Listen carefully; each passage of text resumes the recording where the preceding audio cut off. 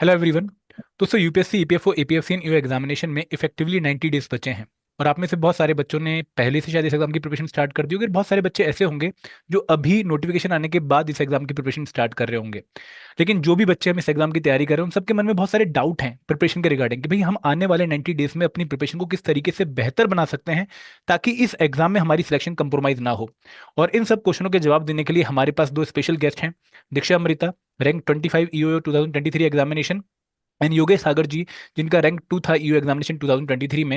इनसे हम बहुत सारी बातें करेंगे और आपके जितने भी सवाल हैं प्रिपरेशन के रिगार्डिंग उनके आंसर जानेंगे। और ये दोनों पर्सन बहुत ही इफेक्टिव हैं आपके आंसर्स देने के लिए क्योंकि इन्होंने खुद उस जर्नी को जिया है। और Diksha ji and Yogesh ji, welcome to this session. Thank you sir. Great great. दोस्तों पहले मैं कुछ सवाल पूछूंगा दीक्षा अमृता मैम से, योगेश सर से, योगेश सागर सर से। और फिर मैं आपके भी जो है डाउट इन दोनों के साथ शेयर करूंगा और उनसे आंसर लूंगा। बट पहले एक बार हम इनसे कुछ क्वेश्चन पूछ लेते हैं, उनके आंसर ले लेते हैं, फिर मैं आपके डाउट्स चैट बॉक्स पे लेना शुरू करूंगा, ठीक है। सर सबसे पहला सवाल योगेश सर मेरा आपसे ये है कि आपने जब यूपीएससी एग्जाम की तैयारी करी होगी तो कुछ वजह रही होंगी यूपीएससी एग्जाम की तैयारी करने की, because you have done mechanical engineering from IIT BHU, एक बहुत ही अच्छा प्रोफाइल आपका है। ठीक है, उसके बाद जब आपने यूपीएससी एग्जाम की तैयारी करी होगी तो आपके मन में सिविल सर्विसेज ज्वाइन करने के पीछे प्रेस्टीज, पावर, रिस्पेक्ट, ठीक है, एक पब्लिक सर्विस, ये एम कहीं ना कहीं रहे होंगे। लेकिन जब यूपीएससी एग्जाम आपने 3 बार मेंस लिखने के बाद क्वालिफाई नहीं हुआ आपसे, तो ईओ की जब आपने ज्वाइनिंग करी तो क्या आपको लगता है कि आपके जो ड्रीम थे वो आपके फुलफिल हो रहे हैं ईओ की वर्किंग में? अ, हाँ सर, मतलब अभी तो 3-4 महीने ही हुए हैं ज्वाइनिंग को। बट जो वर्क प्रोफाइल है वो काफ़ी डाइवर्स है इसमें भी। जैसे मेरी स्टार्टिंग में ही वर्क प्रोफाइल में मैं पब्लिक रिलेशंस ऑफिस में बैठा था। तो वहाँ पे you have to hear the grievances of people जो वहाँ ऑफिस में आते हैं। उनके बहुत वेरियस इश्यूज होते हैं। और सबसे अच्छी बात इसमें यह है कि अगर आप सोशल सर्विस या पब्लिक सर्विस के लिए जा रहे हैं तो this EPF organisation caters to like बिल्कुल बॉटम ऑफ द स्ट्रेटा, जो 15,000 से जिनकी वेजेस कम है, जो बहुत से लोग मतलब 10,000 12,000 पर मंथ की वेजेस पे काम कर रहे हैं। तो उन लोगों को केटर करना, उन लोगों की प्रॉब्लम को सुनना, ग्रीवांसेस को सुनना, उनकी सोशल सिक्योरिटी इंश्योर करना। उनके इंश्योरेंस के बहुत सारे केसेस आते हैं, तो उसमें भी मतलब आप बहुत हेल्प कर सकते हैं लोगों की जो एक्चुअली इन नीड में है। तो काफ़ी डाइवर्स है वर्क अपॉर्चुनिटीज भी यहाँ पर थे। और मेरा तो मेन मोटिव ये था पब्लिक सर्विस ज्वाइन करने का, to interact with people, to be among people, help them with their life issues जो हैं, जितना हेल्प हो सके। तो वो तो सर काफ़ी फुलफिल हो रहा है अभी यहाँ पे। तो सर अगर मैं आपसे पूछूं कि are you satisfied as an EO officer तो आपका जवाब यस होगा। Yes. Great sir, great. Diksha Amrita ma'am, आपका क्या जो है इसके बारे में जवाब रहेगा, क्योंकि आप जो है बहुत डाइवर्स एग्जाम दे के आ रखे हैं। आपने सीबी ग्रेड का इंटरव्यू दिया था, आपने सीडीएस एग्जाम की प्रिपरेशन करी थी, आपने एसएससीज कितनी सारे दिए थे, आपने जो है एफकेट एग्जाम जो है काफ़ी बार दिया है, तो काफ़ी अच्छा डाइवर्स एक्सपीरियंस था आपका। तो ईयू एग्जामिनेशन क्वालिफाई करने के बाद इस पोस्ट पे आप काम कर रही हैं, तो आपका अभी तक का 2-3 महीने का एक्सपीरियंस कैसा है? Are you satisfied? Yes sir. सबसे पहले तो मुझे यहाँ पे लीगल सेक्शन में अटैच किया गया था। वहाँ पे मुझे जो लीगल लेवल पे ईपीएफओ में केसेस मैनेज करने होते हैं।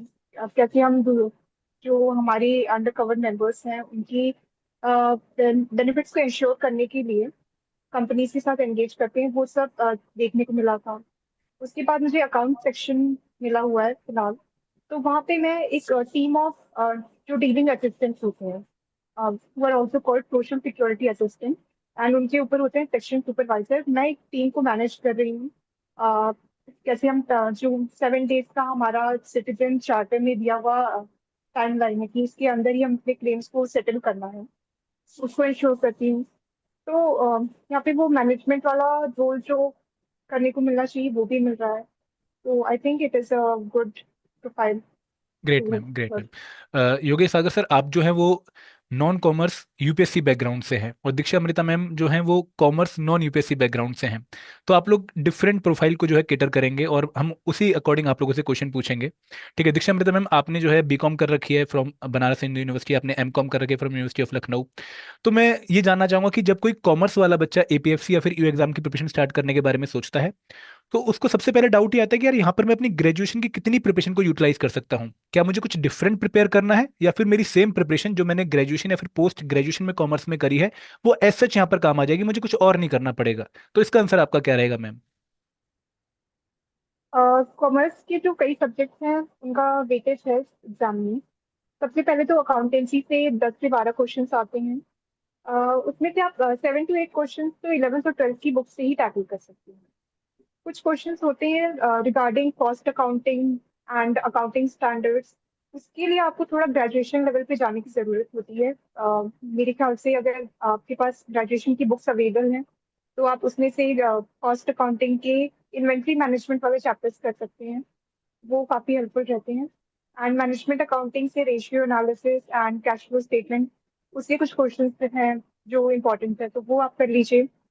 और इसके अलावा लेबर लॉस, जो मैंने तो मास्टर्स ऑफ कॉमर्स में पढ़ा था, कई लोगों ने उसको हो सकता है उतना डीपली जाके ना पढ़ा हो, तो उसके लिए आपको एक बुक ले लेनी चाहिए, या फिर आप डेयर एक्ट के थ्रू भी इसको कर सकते हैं।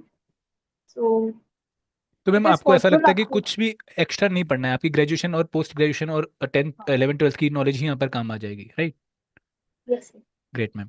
एंड योगेश सागर सर, मैं आपसे पूछूंगा, आप एक इंजीनियर हैं, from background mechanical engineering background से आप हैं, तो आपने जब पहली बार इस एग्जाम का सिलेबस देखा होगा तो आपको लगा होगा यार अकाउंटेंसी ऑडिटिंग ये तो मैंने कभी पढ़ी ही नहीं है। तो आपकी क्या स्ट्रेटेजी थी इन कंपोनेंट से डील करने के लिए? पर बेसिकली ये वाले सब्जेक्ट्स तो लगते थे कि ये इतने जल्दी कैसे हो पाएंगे। और अकाउंटेंसी, लेबर लॉज बहुत सारे थे। तो तब मैंने फोकस किया कि 4 लेबर कोड पढ़ लेता हूँ। बट फिर उसमें कुछ सीनियर्स ने बताया कि नहीं, अभी भी पुराने पैटर्न पर ही क्वेश्चन आ रहे हैं। और क्वेश्चन बैंक उनका वो काफ़ी पुराना है। एंड सारे जो एक्ट्स हैं उन पुराने एक्ट से ही क्वेश्चन आ रहे हैं अभी तक। तो फिर कुछ कुछ जल्दी यूट्यूब वगैरह से कोशिश की थी, मैराथन वीडियोस वगैरह की, कुछ एडिट की थी। अनुज जिंदल करके है, उनकी भी होती है, व्यास IAS, ये 3-4 लोगों की वीडियोज हैं जो जो इस स्पेसिफिक एग्जाम को कैटर करता है। तो मैंने मोस्टली यूट्यूब पर रिलाई किया था इस वाले सेक्शन के लिए। और कुछ डायरेक्ट पढ़ने की भी कोशिश की थी, बट वो उतना हो नहीं पाया था। कुछ नोट्स बनाए थे, शॉर्ट नोट्स।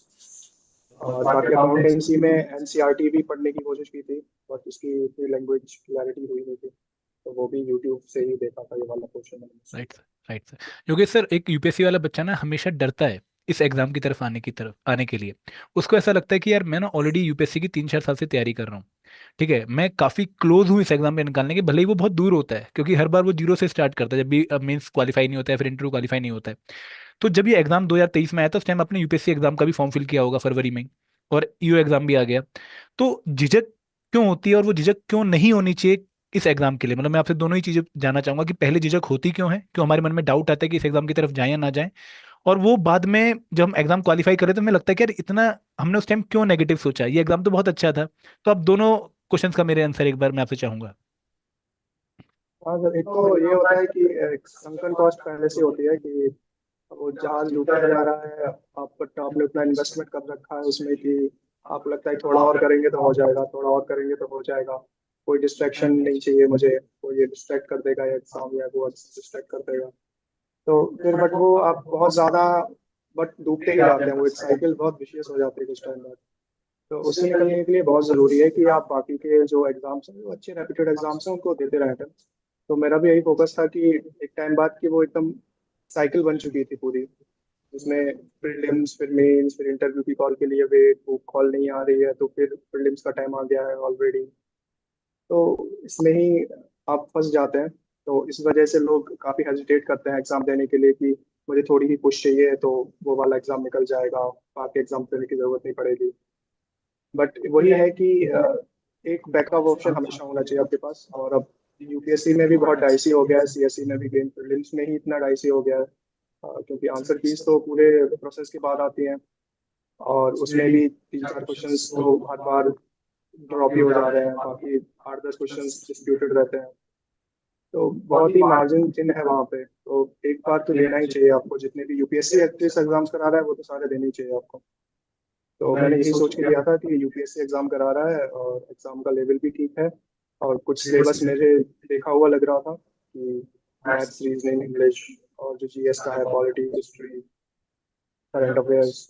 तो मुझे लगा कि ये तो मैंने अभी ऑलरेडी C सेट में और प्रीलिम्स के पेपर के लिए पढ़ा ही हुआ है। तो ये जो बाकी का है इसको अगर थोड़ा बहुत मैनेज भी कर लिया तो हो सकता है कि इसमें पास हो जाऊँ। तो यही सोच के फिर मैंने ये वाला एग्जाम दिया। एंड सर अब आपका डिसीजन आपको कितना अच्छा लगता है कि उस टाइम अच्छा किया मैंने एग्जाम भर हाँ दिया? हाँ सर, काफ़ी सही डिसीजन था मतलब कि ये एग्ज़ाम देने के लिए, क्योंकि अब आपको कॉन्फिडेंस भी बूस्ट हो जाता है उससे कि आप ऑलरेडी एक बार निकाल चुके हैं यूपीएससी वाली जॉब। और फिर आपको आगे की जो जर्नी जर्नी है उसमें भी काफ़ी ज़्यादा हेल्प मिलती है इससे। और राइट एक प्रोफाइल भी हो जाती है आपकी एक टाइम बाद, फिर वरना आपको लगने लगता है कि मैं क्या कर रहा हूँ लाइफ में, बाकी लोग इतना क्या कर राइट रहे हैं, मैं क्या कर रहा हूँ। राइट। और फिर आपके डेफ में भी लिखने के लिए एटलीस्ट हो जाता है, अगर आप बाद में सीएससी देते हैं तो, कि मैं ऑलरेडी ये जॉब में कर रहा था, ये काम कर रहा था।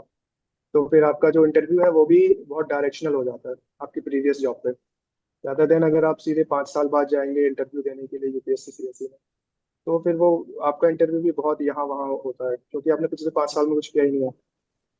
बहुत तो बढ़िया वो सर। इंटरव्यू का डायरेक्शन भी बहुत मल्टी डायरेक्शनल हो जाता है। बहुत फिर बढ़िया। अगर आप कोई जॉब करके जाएंगे तो यूनि डायरेक्शनल रहेगा, आपको पता है कि 50-60% क्वेश्चन आपसे ईपीएफ हो, सोशल सिक्योरिटी, आपकी जॉब प्रोफाइल, इसी से पूछेंगे। Great sir. सर आपने बहुत अच्छा बोला, जब हम यूपीएससी की तैयारी में 3-4 साल लगा देते हैं ना, तो सोशल प्रेशर आना शुरू हो जाता है, फाइनेंशियल प्रेशर आना शुरू होता है और मेंटल प्रेशर आना शुरू होता है। हमें ऐसा लगता है कि यार वी आर फॉर नथिंग, मतलब हम भले ही आईआईटी से जो है बिलोंग करते हैं, बहुत मेहनत कर चुके हैं, अच्छा रिजल्ट हमारा पास्ट में रहा है, हम 10th में 95% स्कोर कर चुके हैं, लेकिन एग्जाम निकल ही नहीं रहा और प्रेशर बढ़ता जा रहा है। तो यू एग्जामिनेशन कहीं ना कहीं वो प्रेशर कुकर का काम करता है कि वो सीटी बच जाती है और प्रेशर रिलीज हो जाता है। बहुत बढ़िया योगेश सर। चलो। दीक्षा अमृता मैम, आपने जब तैयारी करी ना, तो आप नॉन यूपीएससी बैकग्राउंड के थे, आपने सीडीएस एग्जाम की तैयारी कर रखी थी, लेकिन आपने यूपीएससी सिविल सर्विस एग्जाम की तैयारी नहीं करी थी। और जब आपने इस एग्जाम को देखा होगा तो आपको कुछ कंपोनेंट्स बिल्कुल डिफरेंट लगे होंगे, आपको लगा होगा यार इनका तो मुझे लेवल इंक्रीज करना पड़ेगा। और आपने तैयारी नोटिफिकेशन के बाद स्टार्ट करी थी मैम, आपके पास आइडली 4 ही महीने थे प्रिपरेशन के। तो आपकी अप्रोच क्या थी इस एग्जाम के टुवर्ड्स कि भाई मुझे कैसे डिफरेंट पिलर्स को और डिफरेंट कंपोनेंट्स को मैनेज करना चाहिए इस एग्जाम में अच्छा रिजल्ट लेकर आने के लिए? मैं आपसे बहुत डिटेल में जानना चाहूंगा, क्योंकि आप ना एक परफेक्ट एग्जाम्पल है नॉन यूपीएससी, जो कि रेयर मिलते हैं इस एग्जामिनेशन में सिलेक्शन के बाद। तो आपको बहुत अच्छे से बच्चों को गाइड करना है मैम। हाँ, यस सर। पिलर्स की अगर बात की जाए तो इस एग्जाम में 3 पिलर्स हैं। पहला तो जीएस का पोर्शन होता है, जिसमें से मेजर क्वेश्चंस आते हैं। सेकंड पिलर होता है हमारा सी सैट वाला, yes English, ma'am. Maths, reasoning. And third pillar जो बाकी एग्जाम से सबसे अलग है वो है accountancy, labour loss, industrial relations and social security schemes. तो इसका जब नोटिफिकेशन आया था, आई थिंक मार्च मार्च में इसकी फॉर्म फिलिंग हुई थी।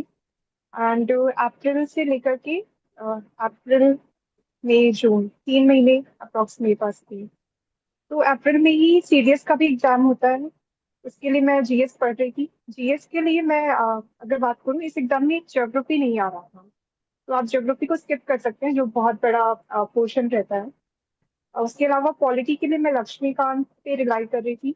लक्ष्मीकांत से ही मैंने शॉर्ट नोट्स बनाए थे रिविजन के लिए। हिस्ट्री को मैं बहुत अच्छे से नहीं कर पाई थी, लेकिन मुझे लगता है स्पेक्ट्रम अगर आप अच्छे से कर लेते हैं। एंड एनसीईआरटी जो है, ओल्ड एनसीईआरटी, मैंने आर एस शर्मा वाली वो पढ़ी थी फॉर एंशियंट हिस्ट्री। तो इस हिस्ट्री ऐसे किया था। साइंस के लिए मैंने ल्यूसेंट की एक अलग से बुक आती है साइंस की, वो पढ़ी थी। एंड कंप्यूटर के भी बहुत सारे क्वेश्चंस आए थे जो इतने अच्छे लेवल के एक्सपेक्ट नहीं किए गए थे इस एग्जाम में, क्योंकि इससे पहले वाले प्रीवियस ईयर्स क्वेश्चन पेपर्स को अगर हम देखते हैं तो कंप्यूटर के बहुत ही सिंपल क्वेश्चंस आते थे। एंड इतने नंबर ऑफ क्वेश्चंस भी नहीं देखने को मिलते थे। बट क्योंकि वो सिलेबस का पार्ट था, तो मैंने एक अरिहंत की बुक आती है, उसी से कंप्यूटर को भी किया था। जीएस में इकोनॉमी का एक क्वेश्चन बचता है। इकोनॉमी के लिए मैंने रेनॉल्ड सर के लेक्चर्स हैं यूट्यूब पे अवेलेबल, उससे पढ़ाई की थी। एंड करंट अफेयर्स में भी कवर हो गया था। एंड अपार्ट फ्रॉम दैट, जो हमारी गवर्नमेंट की स्कीम्स रहती हैं उसके लिए मैंने विजन आईएएस का पीडीएफ देखा था। मैं बहुत अच्छे से नहीं कवर कर पाई थी, बट आई थिंक मैं यही सोच जानती थी, तो मैंने स्कीम्स के लिए ये किया था। फिर इंग्लिश के लिए एंड मैथ्स एंड रीजनिंग के लिए, वो तो it is up to your practice. अगर आप न्यूज़पेपर पढ़ रहे हैं, आपकी इंग्लिश ठीक ठाक है, तो 20 क्वेश्चंस में से आप 15 क्वेश्चंस का एक्सपेक्ट कर ही सकते हैं कि आप सही कर लेंगे। एंड मैथ्स एंड रीजनिंग वो भी प्रैक्टिस के ऊपर ही डिपेंड करता है, उसके लिए कोई सिंगल सोर्स नहीं होता है। अगर आप मॉक टेस्ट लगा रहे हैं, आपकी स्पीड अच्छी है, कॉन्सेप्ट क्लियर हैं, तो वो हो जाता है। इसके अलावा अकाउंटेंसी को मैंने जैसे लेवल ऑफ क्वेश्चन आ रहे थे तो टॉपिक्स मैंने नोट कर लिए थे। फिर मैंने पहले जो अपनी 11th 12th की बुक्स थी उन्हें देख लिया था। एंड जो रिमेनिंग टॉपिक्स थे उसके लिए मैंने ICAI, institute of chartered accountants of India, के जो स्टडी मटेरियल है इंटरमीडिएट लेवल वाले, उसमें जाकर के कॉस्ट अकाउंटिंग एंड ऑडिटिंग को पढ़ा था। तो मुझे अलग से कोई बुक नहीं लेनी पड़ी थी इसके लिए। लेबर लॉस के लिए मैं कोई डेफिनेट सोर्स नहीं जानती थी, तो मैंने डेयर एक्ट्स को ही डाउनलोड किया और उसमें से शॉर्ट नोट्स बनाए थे। वहाँ पे भी मैंने इस बात का ध्यान रखा था कि डेफिनेशंस कौन सी एक्ट में डिफाइंड है, क्योंकि कई बार हम कंफ्यूज हो जाते हैं। और इसके अलावा जो नंबर ऑफ डेज स्पेसिफाइड है कि with in 20 number of days वो काम होना चाहिए, उसे आप जरूर नोट करिए। और कौन सी बॉडीज किस एक्ट में डिफाइंड है ये भी इम्पोर्टेंट होता है, और उस बॉडी का कंपोजिशन क्या है। तो ये कुछ की चीजें रहती हैं जो हर लेबर लॉ में से आपको एक्सट्रैक्ट करके एक जगह कंपाइल कर लेनी चाहिए। एंड इंडस्ट्रियल रिलेशंस मेरे सिलेबस का पार्ट था मास्टर ऑफ कॉमर्स में, तो वहां से हो गया था। Right ma'am. Disha, Amrita ma'am, आप जब ये एग्जाम की प्रिपरेशन कर रहे थे उस टाइम पे आपकी इंटर्नशिप भी चल रही थी। आप शायद M.Com फाइनल ईयर में थे और आप यस। CDS एग्जाम की भी तैयारी कर रहे थे। तो कितना टाइम आप डिवोट करते थे APFC एग्जाम की प्रिपरेशन में? यस। तो हाँ, अगर वो 3 मंथ्स की मैं बात करूँ तो उस टाइम इंटर्नशिप मेरी अप्रैल और मई में चली थी। लास्ट 1 मंथ तो मैं फ्री थी। तो इंटर्नशिप दिन के टाइम करती थी। एंड मुझे बाकी 4 से शाम को 4 बजे से लेकर के 8 बजे तक का मैं टाइम तो निकालती थी। एंड उसी टाइम पीरियड में मैं अपना सिलेबस रिवाइज करती थी या नोट्स बनाती थी। फिर जो लास्ट का 1 मंथ था मेरे पास, उस टाइम मैंने मॉक टेस्ट लगाने शुरू किए थे कि ये देखने के लिए कि अभी मेरी कितनी प्रिपरेशन हो पाई है।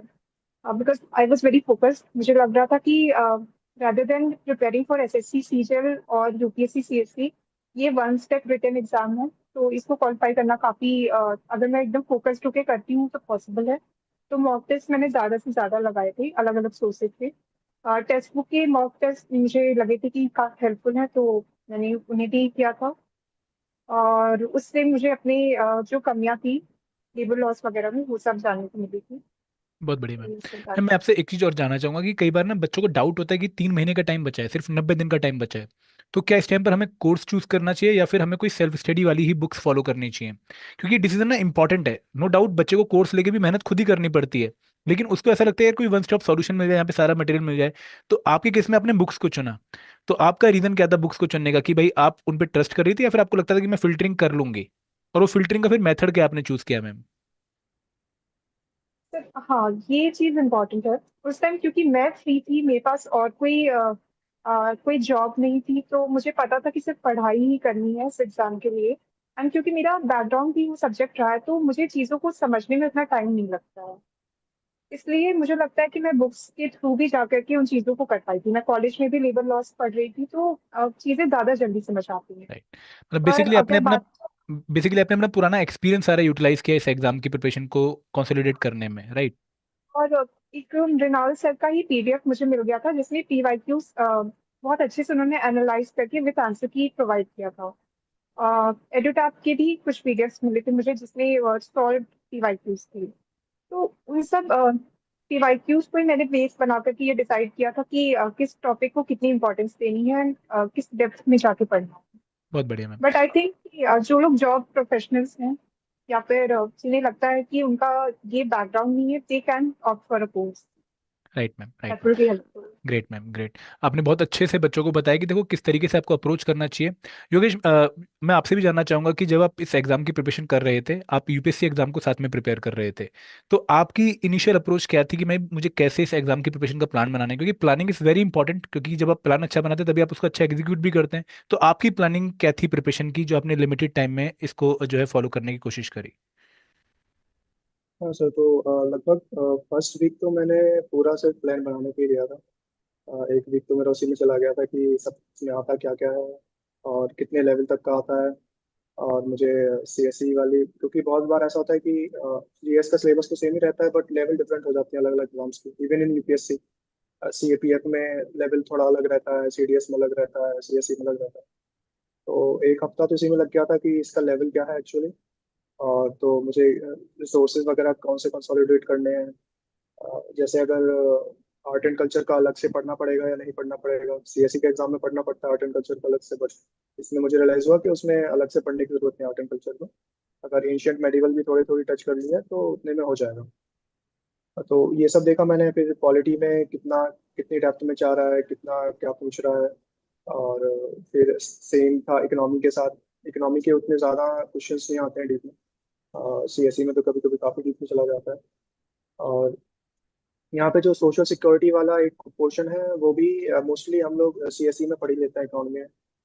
जो स्कीम्स वगैरह होती है तो वो पढ़ लेते हैं, अटल पेंशन योजना, जीवन ज्योति योजना। तो और ये वाला पोर्शन तो मुझे लगा कि ये हो सकता है मैंने जीएस वाला।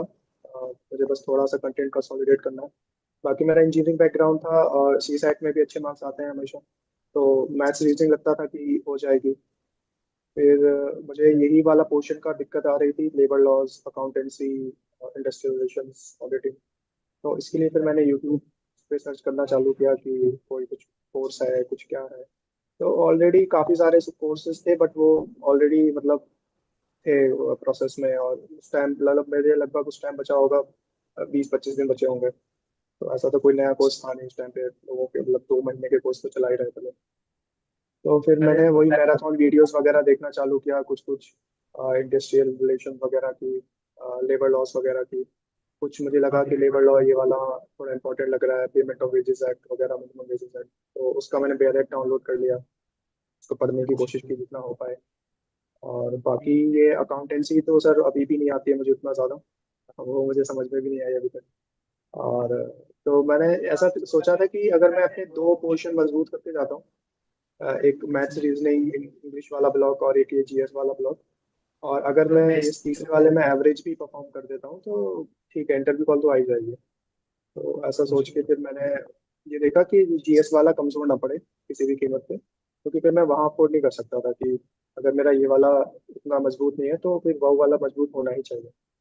बहुत बढ़िया। तो हाँ, तो फिर मैंने इक्वली टाइम दिया उस पे भी, जीएस वाले पोर्शन पे भी। इसमें ओवर कॉन्फिडेंस में नहीं आना चाहिए कि मैं सीएसई के इतने अटेम्प्ट दिया हूँ, सीएसई की तैयारी कर रहा हूँ तो इसका जीएस तो कर ही लूंगा। इसमें भी जो 2023 का एओईओ का पेपर था उसकी तो जीएस काफी डिफिकल्ट थी, हिस्ट्री वगैरह की तो। मतलब सीएसई प्रीलिम्स के लेवल के ही क्वेश्चन थे हिस्ट्री के तो, बहुत सारे क्वेश्चंस। और अब जैसे पहले आते थे वो सिंगल चॉइस वाले क्वेश्चंस आ जाते थे, एक ऑप्शन करेक्ट है। अब तो वो सीएसई पैटर्न पे मल्टीपल करेक्ट वाले भी आते हैं, 1 2 3, 1 और 2 वगैरह करके। और अब जीएस का लेवल भी काफी ठीक ठाक हो गया है इसमें। और कंप्यूटर का करना था तो कंप्यूटर तो मैंने रैंडम रिसोर्सेज से किया था, एक एनसीईआरटी डाउनलोड कर ली थी। अगर कुछ समझ में ना आए कि ये कहाँ से पढ़ना है ये टॉपिक, तो मैं सबसे पहले एनसीईआरटी डाउनलोड कर लेता हूँ उसकी, जो 11th या 12th क्लास की एनसीईआरटी होती है। तो उसमें से देख लेता हूँ पीवाईक्यूज कुछ सॉल्व हो पा रहे हैं या नहीं हो पा रहे हैं। अगर हो पा रहे हैं तो उसी सोर्स से स्टिक करो, और अगर नहीं हो पा रहे हैं तो यूट्यूब वगैरह पे क्लासेस वगैरह तो होती ही है। Right sir. सर आपने बहुत अच्छी एक बात बोली कि आपकी अप्रोच ये थी कि भाई मैं जीएस और क्यूआरई बहुत स्ट्रॉन्ग करके जाऊं, ये किसी भी कीमत पे वीक नहीं होने चाहिए, क्योंकि यहाँ पर मुझे एडवांटेज लेना है अपने यूपीएससी बैकग्राउंड का। और जो बाकी कंपोनेंट्स बचे वहां पर मुझे एवरेज प्रिपरेशन पक्का करनी है, ताकि मैं वहाँ पे सिंपल और जो है मॉडरेट क्वेश्चन गलत ना करूं। योगेश सर, इस टाइम पर 3 महीने का टाइम बचा है, ठीक है। अगर हम देखें तो लगभग 30 नवंबर को एग्जाम एक्सपेक्टेड है यूपीएससी का। यूपीएससी वाले बच्चों को ऐसा लगता है कि यार 3 महीने में मैं स्पेशल कंपोनेंट में जाने की बजाय मैं उन्हीं कंपोनेंट्स को और मजबूत कर लूँ, वो उन कंपोनेंट्स को छोड़ने की कोशिश करता है। तो आपकी क्या सलाह रहेगी कि क्या उनको वो कंपोनेंट्स छोड़ने चाहिए, या फिर आपकी तरह एक एवरेज प्रिपरेशन पक्का करनी चाहिए? कितना नुकसान हो अगर वो छोड़ देंगे तो? एवरेज प्रिपरेशन तो होनी ही चाहिए, क्योंकि ये जो एओईओ 2023 का एग्जाम था तो मैं भी जीएस स्ट्रॉन्ग करके गया था। बट आई थिंक मेरे लेबर लॉज अकाउंटेंसी वाले पोर्शन में ज्यादा मार्क्स आए हैं कम्पेयर टू जीएस वाले ब्लॉक में। और अगर मैं यही सोच के जाता कि ये वाला नहीं करना है, सिर्फ जीएस पे फोकस करेंगे, तो यूपीएससी पेपर बना रहा है तो उनको अगर तुम्हारा क्वेश्चन गलत कराना है तो वो करा ही लेंगे। बिल्कुल। तो इसमें ओवर कॉन्फिडेंस नहीं रहना चाहिए कि मेरी तो जीएस बहुत अच्छी है तो मैं तो कर ही ले जाऊंगा। तो इस बार भी आई थिंक कि ये लेबर लॉज अकाउंटेंसी वाले पार्ट ने काफी रोल प्ले किया मेरा मार्क्स बूस्ट करने में, क्योंकि जीएस तो मुझे लगा कि हाँ ठीक ठाक लेवल का था, अच्छा लेवल का था। और लेबर लॉज वगैरह में ऐसा होता है कि अगर 10 क्वेश्चन आए हैं तो 3 तो काफी टिपिकल होते हैं, कि अगर तुम्हारा कॉमर्स या अकाउंटेंसी बैकग्राउंड भी है तो भी तुम्हारे लिए भी मुश्किल होंगे वो। और 3 4 क्वेश्चन इजी आते हैं, कि अगर आपने ऊपर से भी इसे देखा हुआ है, बिल्कुल उसके जो बेसिक प्रोविजंस हैं एक्ट के, कि कितने एस्टेब्लिशमेंट्स पे अप्लाई होता है, कितनी वेजेस पे अप्लाई होता है, इसमें सर्टिफाइंग बॉडी क्या होती है, कितने शेड्यूल हैं। तो अब 3-4 शेड्यूल है, कौन से शेड्यूल में क्या क्या है, बस इतना ही देखा है। तो 10 में से 3-4 क्वेश्चन तो आप कर लेंगे। और बाकी 3-4 क्वेश्चंस वही, अगर आपने थोड़ा और डीप में गए हैं, उसकी कोई वीडियो देखी है 1-1.5 घंटे की, या आपने एक बार एक्ट को ही पढ़ लिया है, एक बार गो थ्रू कर लिया है, तो वो भी 3-4 क्वेश्चन और मैनेज हो जाएंगे। तो 10 में से अगर आपके 6-7 क्वेश्चन मैनेज हो रहे हैं, तो आई थिंक वो मोर देन सफिशिएंट है। बहुत बढ़िया, बहुत बढ़िया। देखो आप तो ना योगेश जी यूपीएससी बैकग्राउंड के थे, आपके लिए जो टफ जीएस आई थी वो आपने मैनेज कर भी ली होगी। लेकिन दीक्षा के लिए एक डिफरेंट एक्सपीरियंस रहा होगा। यू एग्जामिनेशन 2017 2021 एक डिफरेंट पेपर था, मतलब फैक्चुअल पेपर ज़्यादा था और लेफ्ट लेवल भी उतना हाई नहीं था। लेकिन 2023 में अनएक्सपेक्टेडली एकदम पेपर टफ आ गया। तो दीक्षा, आप जो यूपीएससी जीएस की जीएस प्रिपरेशन करके आ रखे थे, वो आपको यहाँ पर कितनी मतलब यूजफुल रही, और आपको क्या लगा कि मुझे थोड़ी और मेहनत करनी चाहिए थी उसमें? सर जैसे पेपर का सीक्वेंस देखा मैंने, इंग्लिश से स्टार्ट होता है पेपर, उस टाइम कॉन्फिडेंस बूस्ट हो जाता है। फिर वो हिस्ट्री के जो क्वेश्चंस थे वो एकदम ऐसा लग रहा था कि जो भी सोर्सेज से कवर किया है उसमें से तो नहीं है। बिल्कुल। बट वो चीज होती है कि अगर आप करते जाते हो question attempt rather than seeing the whole paper, तो आपके दिमाग में वो प्री कंसीव नोशन नहीं होता है कि पेपर डिफिकल्ट आ गया है। तो मुझे वैसा कुछ फील नहीं हुआ था, एग्जाम देते टाइम तो नहीं हुआ था। फिर बीच में कुछ इजी क्वेश्चंस भी आते हैं जो मेरे स्ट्रॉन्ग एरियाज थे, तो मुझे ऐसा लग नहीं रहा था कि paper is that difficult. And quality के क्वेश्चंस मैनेजेबल थे। और जो साइंस भी थी वो अच्छी आई थी। कंप्यूटर के कुछ क्वेश्चन थे जो मुझे लग रहा था कि these are the difficult ones, इसके लिए मेहनत कर लेती तो अच्छा स्कोर बन जाता। उसके अलावा तो मुझे नहीं लगता कि अगर अभी भी मैं दोबारा से पढ़ने जाऊँ तो मैं हिस्ट्री को उससे ज्यादा एफर्ट दे सकती हूँ। बिल्कुल। आई थिंक इतना भी मुझे वो नहीं लगा था, मैंने जितनी प्रिपरेशन की थी that was sufficient for me to handle GS. Labour laws में मुझे जरूर फील हो रहा था कि और अच्छे से रिविजन करना चाहिए था। Right ma'am. तो अगर मैं मेहनत करना चाहूंगी तो that would be on labour laws great. इस टाइम। देखिए मैम, बच्चों के पास ना अभी 90 डेज का टाइम है, और इस बार एक सिंगल एग्जाम होने वाला है एपीएफसी और यूओ पोस्ट का। तो अगर आप इस टाइम पर प्रिपरेशन कर रही होती विद सिमिलर बैकग्राउंड जो आपका था उस टाइम पर, तो आप अपने 90 डेज को किस तरीके से प्लान करती हैं? मतलब कितने पर डे आपका कितने नंबर ऑफ आवर्स जाते हैं, और किस चीज़ को कितने नंबर ऑफ आवर्स जाते हैं, और आप कैसे 90 डेज को करती कि भाई इस डेट तक मुझे सिलेबस कंप्लीट कर लेना है, इस डेट तक मुझे रिवीजन स्टार्ट करनी है? कैसा आपका प्लान होता है मैम? आप थोड़ा सा ब्रॉडर में बताइए, क्योंकि बच्चों को ये जानना है 3 मंथ स्ट्रेटेजी उनकी क्या होनी चाहिए और कैसे वो इफेक्टिव प्रिपरेशन कर सकते हैं। 90 डेज आपके पास है अगर आप इस सिचुएशन में हैं अभी।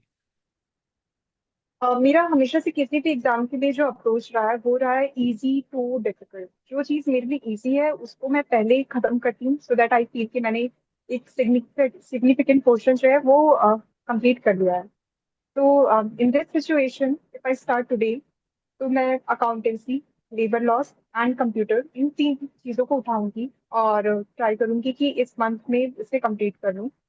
एंड इंग्लिश और मैथ्स को आप साथ में लेके चल सकते हैं क्योंकि वो प्रैक्टिस के ऊपर डिपेंड करता है। तो वो लास्ट में जाके आप अपनी कॉन्सेप्ट्स को क्लियर करने जाएंगे तो वो पॉसिबल नहीं होगा। इसीलिए डेली 1 आवर आप इंग्लिश एंड मैथ्स को दे दीजिए। एंड साथ में जो ये सब्जेक्ट्स हैं इसको आप 5 आवर्स दे सकते हैं। एंड इसके बाद अगस्त के बाद जो सितंबर वाला मंथ रहेगा उसमें आप जीएस को स्टार्ट कर दीजिए। And per day 5 hours is I think sufficient. अगर अच्छे से कोई भी पढ़ता है 5 आवर्स तो इट इज पॉसिबल। एंड उसके बाद आप रिविजन एंड प्रैक्टिस के लिए थोड़ा टाइम निकाल सके तो वो और अच्छा रहेगा। सितंबर के बाद October is I think for practice and revision सबसे शुरू हो जाना चाहिए। राइट। नवंबर में जाकर के वो प्रेशर थोड़ा और बढ़ जाएगा, तो मॉक टेस्ट प्रैक्टिस। मतलब आपको आपको ऐसा लगता है कि जो कंपोनेंट्स बच्चों को ऑलरेडी आते हैं, जैसे फॉर एग्जांपल अगर कोई कॉमर्स बैकग्राउंड का, तो उसको अकाउंटेंसी उसने पहले पढ़ी हुई है, तो वो उसको जल्दी कंप्लीट कर लेना चाहिए ताकि उसको कॉन्फिडेंस भी आ जाए कि हाँ मेरा कुछ टिक हो गया है, ठीक है मैंने कुछ कवर कर लिया है। और फिर सितंबर में, क्योंकि अभी एग्जाम में 2 महीने और बचे होंगे, तो सितंबर में वो जीएस वाले कंपोनेंट कवर करने की कोशिश करे। फिर जो पोर्शन और बचा है, जैसे मान लो इसका इंश्योरेंस अगर बचा हुआ है, ऑडिटिंग बचा हुआ है, तो वो अक्टूबर मिड तक जाके कंप्लीट करके अक्टूबर मिड के बाद उसको शायद रिवीजन और प्रैक्टिस प्लान कर लेनी चाहिए। Right ma'am? और मुझे लगता है जिन लोगों को ये बैकग्राउंड नहीं भी है, जिन्हें लगता है कि ये पहली बार पढ़ रहे हैं, तब भी ये जो चीजें हैं अगर उन्हें एक बार भी वो कर लेते हैं शुरू में, तो उन्हें लास्ट में जाके ये नहीं फील होगा कि मैंने तो जो चीजें पहले कभी नहीं पढ़ी थी उसे अब जाकर क्लास में पढ़ रहा हूँ। तो पहले ये चीजें कर लो फिर जीएस के ऊपर जाओ, क्योंकि जीएस तो बहुत ही अनरिलायबल सा पिलर है इसका। राइट उसमें आप चाहे जितना पढ़ें फिर भी सारे क्वेश्चंस एक्यूरेटली सही होना पॉसिबल नहीं होता। राइट मैम, आपने बहुत अच्छी बात बोली कि इसमें जो रिलायबल पिलर हैं वो हमारे कहीं ना कहीं स्पेशल कंपोनेंट्स और क्यू आ रही हैं। वहाँ पे बच्चा ट्रस्ट करके एक अच्छा स्कोर कर सकता है, लेकिन जीएस में बहुत मेहनत करने के बाद भी there is a limit of what you can score there. बहुत बढ़िया ma'am, Diksha ma'am. Yogesh Sagar sir, अगर आप इस सिचुएशन में होते, आप यूपीएससी बैकग्राउंड के हैं और आपके पास भी 90 डेज का टाइम होता, जो कि पिछली बार से ज़्यादा है आपके पास, लास्ट टाइम तो सिर्फ आपने 20-25 दिन लगाए थे, तो आप इन 90 डेज को किस तरीके से शेड्यूल करते कि भाई मेरी यूपीएससी की प्रिपरेशन भी कंप्रोमाइज ना हो और मैं इस एग्जाम को भी डील कर लूँ? हाँ सर, तो अगर 3 महीने तो आई थिंक काफ़ी समय है अगर आप इस एग्ज़ाम के लिए प्रिपेयर करना चाहें। और अभी तो कुछ लोगों का हो सकता है कि मीन्स उन पर प्रेशर यूपीएससी सीएससी का, तो उसके बाद भी लगभग 70 दिन तो बचे जाएंगे, 60-70 दिन। तो उसकी कुछ स्ट्रेटजी ऐसे बनाइए कि सबसे पहले तो यही जो लेबर लॉज अकाउंटेंसी वाला पार्ट है उसको चालू कर दीजिए साथ साथ में, क्योंकि आपके लिए थोड़ा टाइम लगेगा चीज़ों को समझने में कि क्या चल रहा है। मुझे तो इसलिए अकाउंटेंसी अभी भी नहीं आती है क्योंकि मैं 20 दिन में मतलब एकदम स्पीड रन कर दिया था उसमें।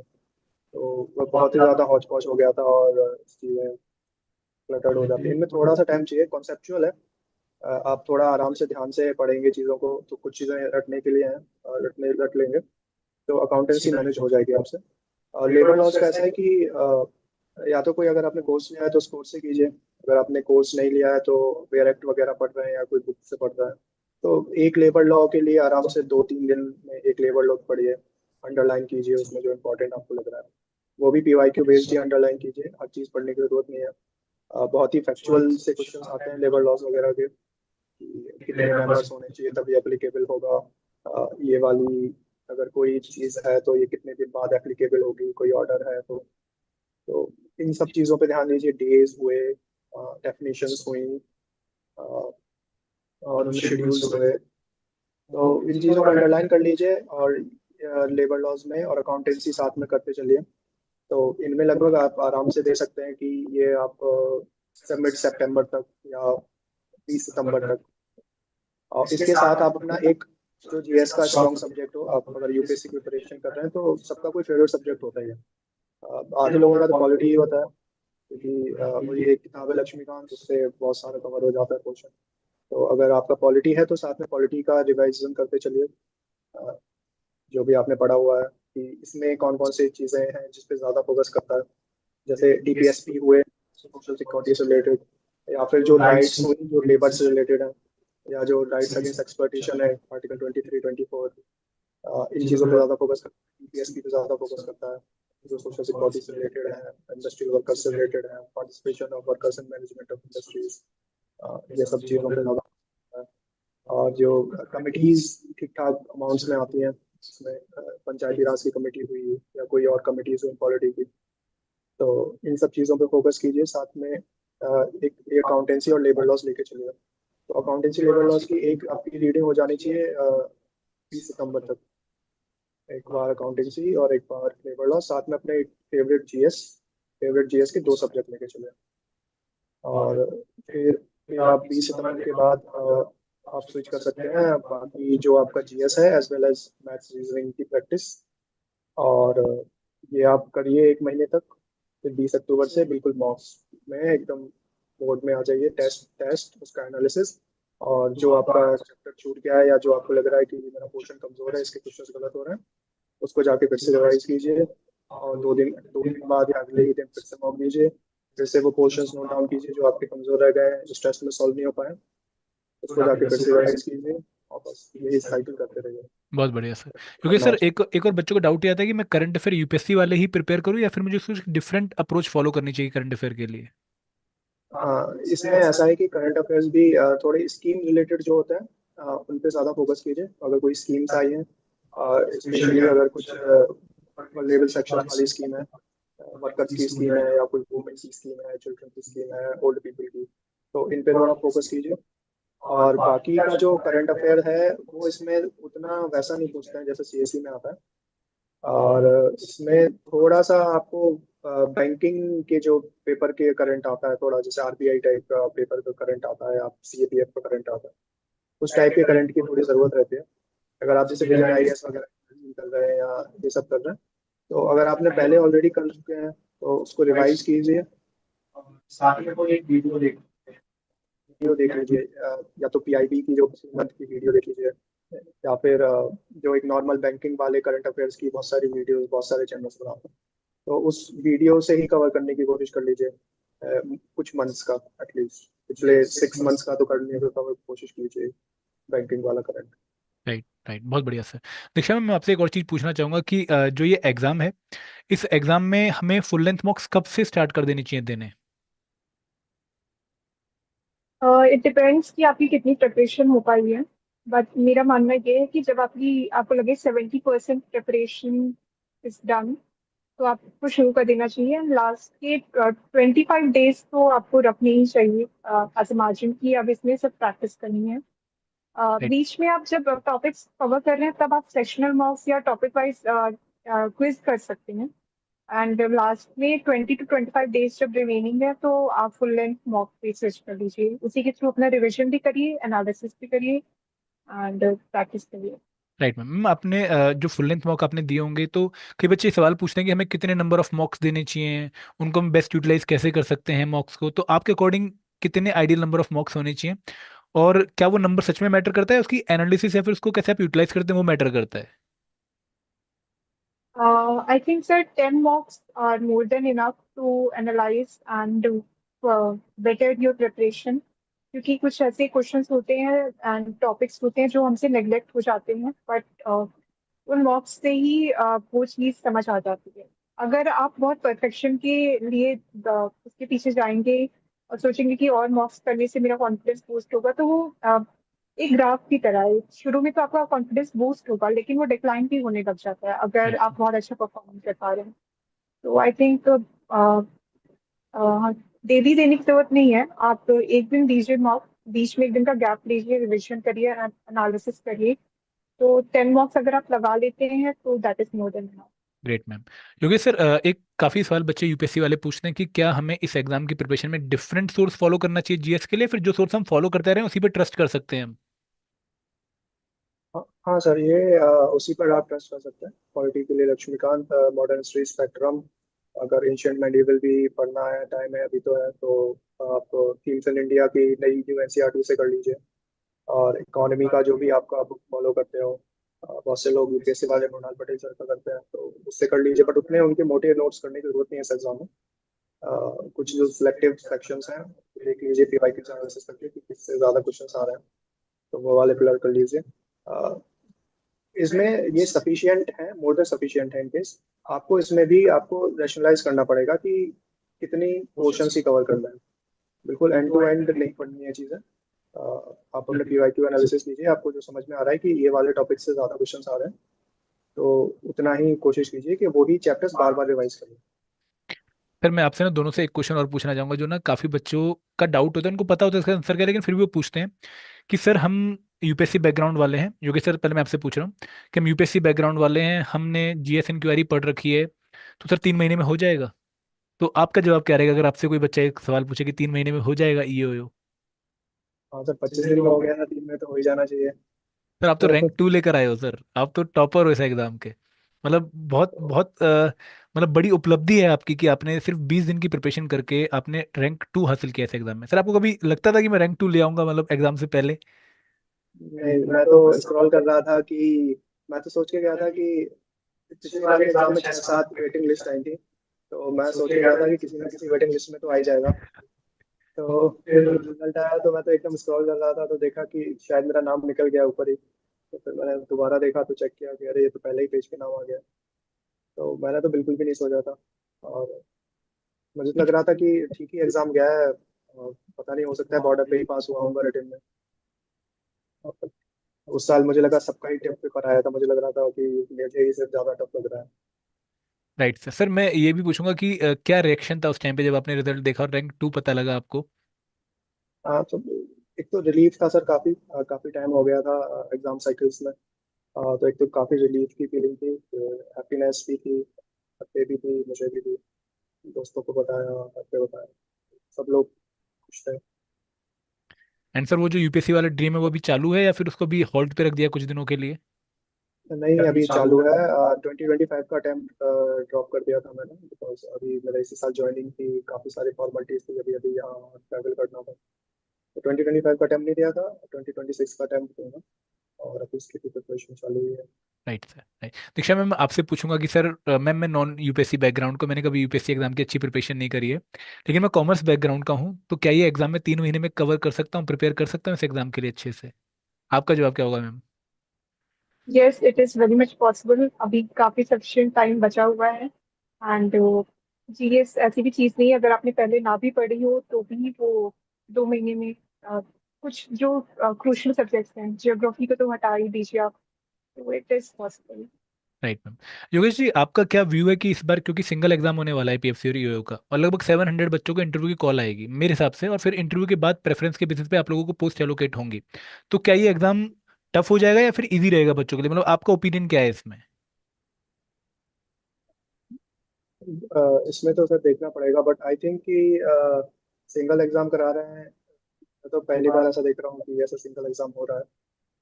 एक्चुअली अभी तो ये भी नहीं पता है कि वो इंटरव्यूज के लिए सेम ही पूछ से बुलाएंगे या बिल्कुल। उसमें भी मेरिट अलग करके बुलाएंगे। हो सकता है कि जैसे फॉरेस्ट सर्विस या सीएससी में डिफरेंट कर देते हैं कट ऑफ्स, हो सकता है कट ऑफ ही डिफरेंट कर दें। तो उसका सर देखना पड़ेगा, बट आई थिंक कि इसमें एटलीस्ट ये रहेगा कि एक मौका सबको मिला, सेम मौका था अटेम्प्ट देने का, तो अपना बेस्ट देकर आइए उसमें। तो आई थिंक कि इजियर इजियर होनी चाहिए चीज़ें कंपेरेटिवली, बिकॉज ऐसे होता था पहले कि सुबह वाला खराब चला गया तो फिर शाम वाले में वैसे मूड खराब रहता है कि अब क्या होगा इसमें। एक सुबह से लेके शाम तक वो रहता है, प्रेशर मोड में रहते हैं। तो इसमें पता है कि एक सुबह पेपर देके आएंगे, बस हो गया जो होना था। राइट सर, आपने बहुत सही बोला सर, इसमें फेयर चांस मिलेगा हर एक बच्चे को कि भाई एक सिंगल पेपर है, अपना बेस्ट दो, और शायद डुप्लीकेसी भी नहीं होगी। जैसे क्या होता है, कुछ लोगों को एपीएफसी की भी कॉल आ गई, उन्हीं बच्चों को ईओ की भी कॉल आ गई, तो डुप्लीकेसी भी शायद हट जाएगी। दीक्षा मैम, आपका भी यही व्यू है इसके regarding? Yes sir, I think ठीक है, क्योंकि बैलेंस पेपर अगर बनता है तो सबको फेयर चांस मिलेगा। And it is a good step. And ma'am, Diksha ma'am और योगेश सर, आप भी एपीएफसी एग्जाम के इस बार अटेम्प्ट देने वाले हैं? जी सर, देंगे सर। तो सर आपको, मतलब मैं ये बोलूंगा कि 3 महीने का जो टाइम है आपके पास, तो आप जॉब के साथ तैयारी कर रहे हैं, ठीक है, और हमारे पास लगभग 35% बच्चा ऐसा है हमारे कोर्सेज में जो कि जॉब के साथ प्रिपरेशन कर रहा है। तो उनका तो डाउट ही होता है कि सर हम कैसे जॉब के साथ मैनेज करेंगे, भाई हम उन लोगों से compete कर पाए जो फुल टाइम से प्रिपरेशन कर रहे हैं। तो आप भी 9 घंटे की जॉब कर रहे हैं, तो आप कैसे टाइम निकाल पाते हैं सर जॉब के साथ प्रिपरेशन करने का? कैसे आपकी स्ट्रेटेजी रहती है कि भाई एपीएफसी प्रिपेयर करें, जॉब की लाइफ भी मेंटेन करें, और जो घर वालों की रिस्पॉन्सिबिलिटी उनसे बात वगैरह करने की वो भी मैनेज करें? योगेश सर, पहले मैं आपसे जानूंगा, फिर मैं दीक्षा अमृता मैम से जानूंगा इसके बाद। हाँ सर, तो इसमें तो मेन ये है कि आपको अपने ऑफिस आवर्स में कुछ तो समय निकालना होगा, मतलब कैसे भी करके सुबह अपना काम थोड़ा खींच लीजिए, शाम को खींच लीजिए, लंच आवर्स के आस पास टाइम निकाल लीजिए। जिस टाइम पे भी आप थोड़ा फ्रेश रहते हो, मूड ठीक रहता हो, तो एक एक 1.5-2 घंटा तो आपको निकालना पड़ेगा ऑफिस आवर्स में कवर करने के लिए चीज़ें। तो उसमें आप अपना फेवरेट पार्ट पढ़िए, जो आपको जिसमें आप कंफर्टेबल ज़्यादा हो। तो जैसे कोई कॉमर्स बैकग्राउंड का है तो अपना अकाउंटेंसी, लेबर लॉस वगैरह रिवाइज कर लो उस टाइम पे। और अगर कोई जीएस वाला है तो पॉलिटी रिवाइज कर लो, या करंट अफेयर्स रिवाइज कर लो। कुछ नहीं है तो मैथ्स के कुछ क्वेश्चन ही सॉल्व कर लो, 10-12 क्वेश्चन ही सॉल्व कर लो। और उसके बाद कर बाकी खाना वाना बनाने के पहले या खाने के पहले एक डेढ़ घंटे का सेशन उस टाइम पे हो सकता है। और खाना खाने के बाद 1-1.5 घंटे का सेशन, तो 3 घंटे आपके बाद में जॉब के, 1 घंटा 1-1.5 घंटा जॉब के टाइम पे। और अगर आप जल्दी सो जाते हैं तो ये 1.5 घंटा सुबह के टाइम पे शिफ्ट कर दीजिए, जो खाना खाने के बाद का टाइम है। तो लगभग 3 4 4 साढ़े 4 घंटे तो आपको निकालने पड़ेंगे एक दिन में। 4 घंटे आप निकाल देते हैं तो I think it would be sufficient. Great, और फिर इतना वीकेंड मेरा। पे थोड़ा एक्स्ट्रा लगा के आप बाकी चीज़ें कवर कर लें। वीकेंड पे एक मॉक दे दीजिए, या आपका जो भी सब्जेक्ट बच गया है जो आप कवर नहीं कर पाए। वीकली टारगेट्स तो जरूरी है बनाना। अभी जैसे मैंने भी वीकली टारगेट के साथ में चल रहा हूँ। अभी मेरा पॉलिटी और अकाउंटेंसी का टारगेट है इस वीक तक कंप्लीट करने का, मंडे तक। तो कुछ एक ऐसा सब्जेक्ट उठाइए, जैसे पॉलिटी है तो उसमें मैं बहुत कंफर्टेबल हूँ, मेरा ऑप्शनल बीपीएस आई आ रहा है यूपीएससी में। और अकाउंटेंसी मुझे बिल्कुल नहीं आती है, तो एक हार्ड उठा लीजिए, लाइट वाला उठा लीजिए। जो लाइट वाला है वो आप ऑफिस आवर्स में पढ़ सकते हैं, जब आप थक गए हो वो पढ़ सकते हैं। अगर आप सुबह उठ के पढ़ रहे हैं तो क्वालिटी वो अकाउंटेंसी वाला पार्ट पढ़ लीजिए, जो आपको हार्ड लग रहा है वो वाला पार्ट पढ़ लीजिए। बहुत बढ़िया ऐसा सर। करते करते और फिर वीकेंड पे खींच दीजिए, आप जितना खींच पाए 8-10 घंटे। Right sir. सर आपने एक वीकली टारगेट की बात करी, कई बार बच्चे क्या करते हैं कि लॉन्ग टर्म टारगेट बना के करते हैं कि भाई 90 दिनों में हमें ये एग्जाम का सारा सिलेबस प्रिपेयर कर लेंगे। तो आपको क्या लगता है कि हमें पार्ट्स को, मतलब अपने टारगेट्स को छोटे छोटे चंक्स में क्यों डिवाइड कर लेना चाहिए? इससे कॉन्फिडेंस बढ़ता है या फिर एक अच्छी प्लानिंग के थ्रू हम आगे बढ़ पाते हैं? हाँ सर, छोटे टारगेट्स में डिवाइड करना बहुत जरूरी है कि अल्टीमेटली सर हम ह्यूमन बीइंग ही हैं। और इसमें ना एक कंप्लीशन की सेंस मिलता है कि एटलीस्ट हमने इतना पोर्शन कंप्लीट कर लिया है। और वही है ना सर कि अगर सीढ़ियाँ आपको चढ़नी है तो एक एक करके ही ऊपर चढ़ सकते हैं। आप सोचिए कि एक बार में 3 सीढ़ियाँ चढ़ जाएंगे तो गिर जाएंगे। तो एक एक धीरे स्टेप बाय स्टेप ऐसे ही करते चलेंगे, बिल्डिंग ब्लॉक्स बनाते चलेंगे, तभी मतलब पूरी बिल्डिंग बन पाएगी। बहुत तो बढ़िया सर। वीकली टारगेट्स रखिए, आपके वीकली टारगेट्स के बेसिस पे डेली टारगेट होने चाहिए। और मोस्टली लोग रखते हैं आवर्स के हिसाब से, बट मैं आवर्स के हिसाब से नहीं रखता था। मैं रखता हूँ उसको कि मुझे इतना पोर्शन कवर करना है। अगर मैं 2 घंटे में कर पा रहा हूँ तो भी ठीक है, अगर मुझे 7-8 घंटे करने पड़ रहे हैं तो 7-8 घंटे की देने पड़ेंगे। बहुत बढ़िया सर। तो आप अपना वैसा टारगेट रखिए, और वीकली फिर मंथली एक ब्रॉड फ्रेमवर्क होना चाहिए जिसके अंडर आप काम कर रहे हैं, वरना फिर बहुत डायरेक्शन लेस हो जाती है। आज ये पढ़ने का मन कर रहा है, ये उठा लिया, कल वो कर रहा है, वो उठा लिया। Right ma'am. दीक्षा मैम, आप भी सेम अप्रोच फॉलो कर रहे हैं कि आप भी जॉब के साथ कुछ टाइम निकालते हैं और जॉब के बाद कुछ टाइम निकालते हैं? यस सर, आई थिंक ये इस जॉब का सबसे बड़ा बेनिफिट है कि एक तो आरओ भी हम लोग को सिलेक्ट करने को मिला अकॉर्डिंग टू आवर रैंक्स। तो राइट।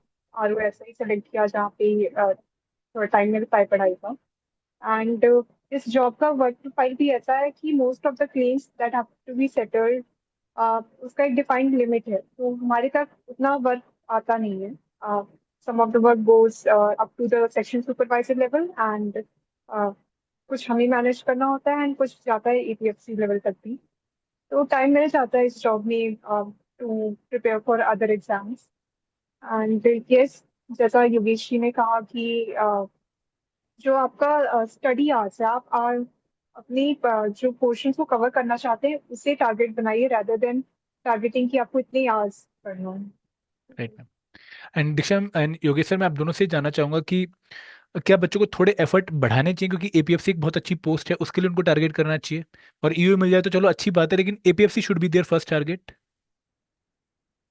हाँ सर, एपीएफसी पे ज़्यादा टारगेट रखना चाहिए। और मतलब वही है कि सीएससी की भी प्रिपरेशन करते हैं तो लोग कहते हैं कि आईएएस की प्रिपरेशन कर रहे हैं, बट सीएससी में इतनी सारी जॉब्स होती हैं, साथ में अलाइड सर्विसेज होते हैं। तो ऐसे ही अगर आप ईपीएफओ के एग्जाम्स के लिए दे रहे हैं तो अपने दिमाग में रखिए कि एपीएफसी की प्रिपरेशन कर रहे हैं, और वही टारगेट होना चाहिए। अगर एओ यूओ में भी हो जाता है तो बहुत अच्छी जॉब है, ये भी अच्छी जॉब है। बट टारगेट तो हमेशा ऊपर वाला ही रखना चाहिए। और अगर अब तो सिंगल एग्जाम हो रहा है तो इसमें तो कुछ वो भी नहीं है कि इसके लिए कुछ अलग पढ़ना है, उसके लिए कुछ अलग पढ़ना है। जो पढ़ना है वो सेम दोनों एग्जाम्स के लिए पढ़ना है। दोनों पोस्ट के लिए सेम सिलेबस है। पिछली बार तो थोड़ा डिफरेंस भी था, इस बार तो exact same syllabus, exact same paper आना है। तो obviously you should always aim high, और एपीएफसी का ही दिमाग में रख के तैयारी करनी चाहिए। Right right. देखिए मैम, आपका भी सेम व्यू है मैम? आप बिल्कुल एक्सीलेंस के लिए ही हमेशा स्ट्राइव करना चाहिए। एंड कुछ डिफरेंस तो देखने को मिलता ही है, work profile and the perks and perks that you get in both jobs. तो आई थिंक प्रमोशन भी थोड़ा सा, अगर इस ऑर्गेनाइजेशन में देखा जाए, थोड़ा स्लो है।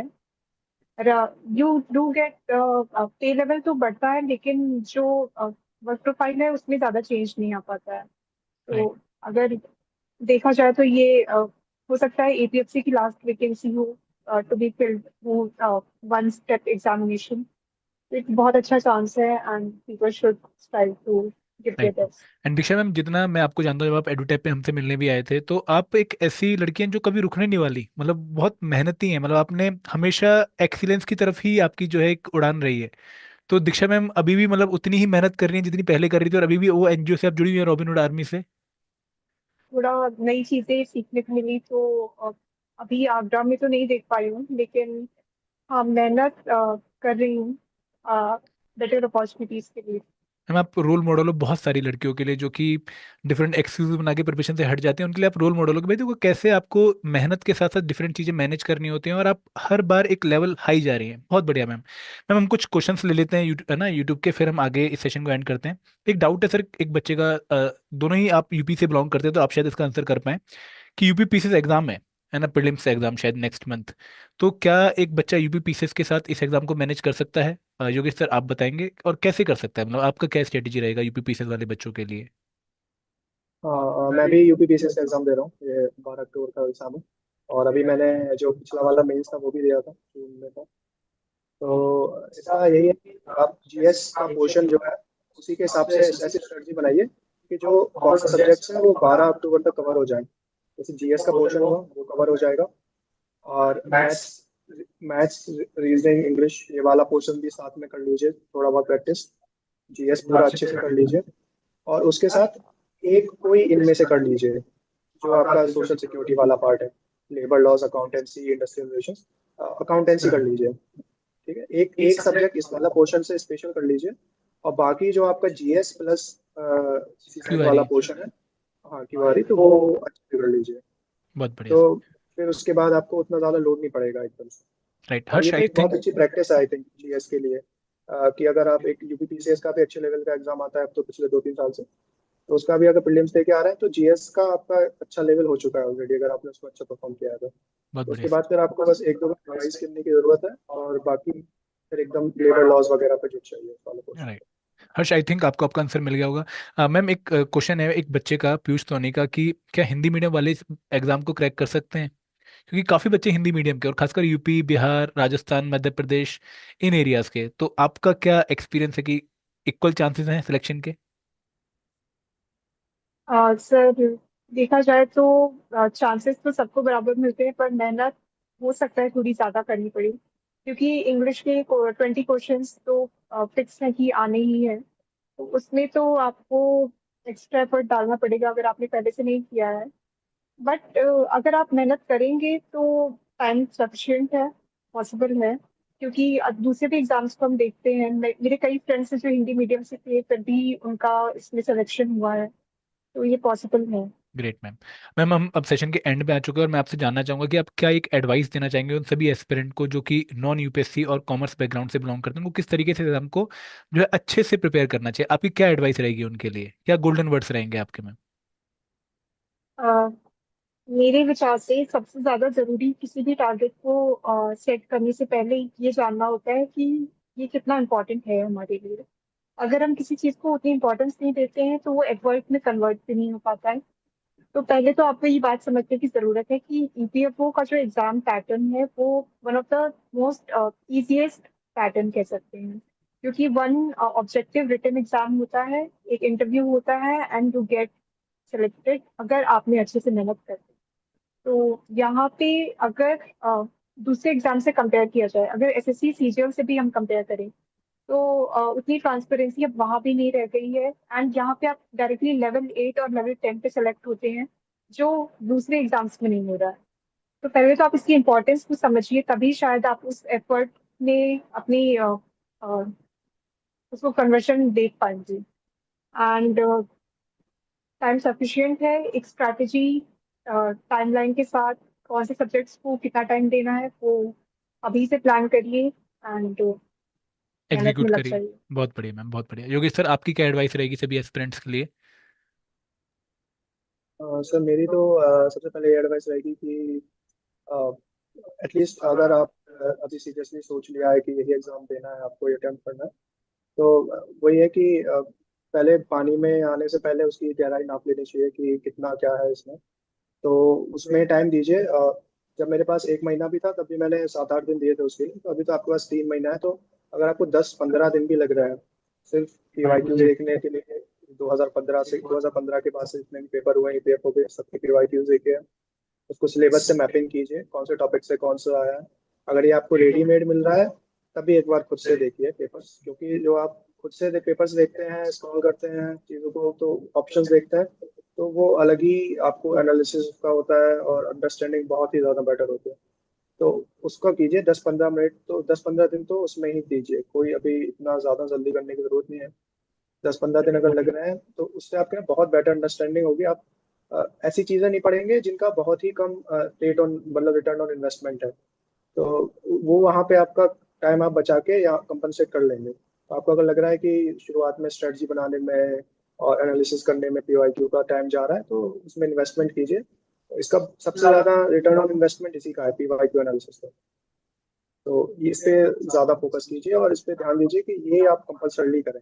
भले ही अगर आपको कोचिंग से भी मिल रहा है कि इस वाले टॉपिक से ये क्वेश्चंस आए हैं इस ईयर में, तब भी एक बार आप पूरे पेपर को गो थ्रू कीजिए, जो पूरा पेपर आता है 120 क्वेश्चंस का। तो राइट उसको सर। जरूर देखिए। Right sir, thank you sir, thank you Yogesh sir, thank you Diksha Amrita ma'am. और मैं आप लोगों का बहुत बहुत धन्यवाद देना चाहूंगा कि आप लोगों ने अपना कीमती समय निकाल के बच्चों को गाइड किया। Thank you ma'am. Thank you sir.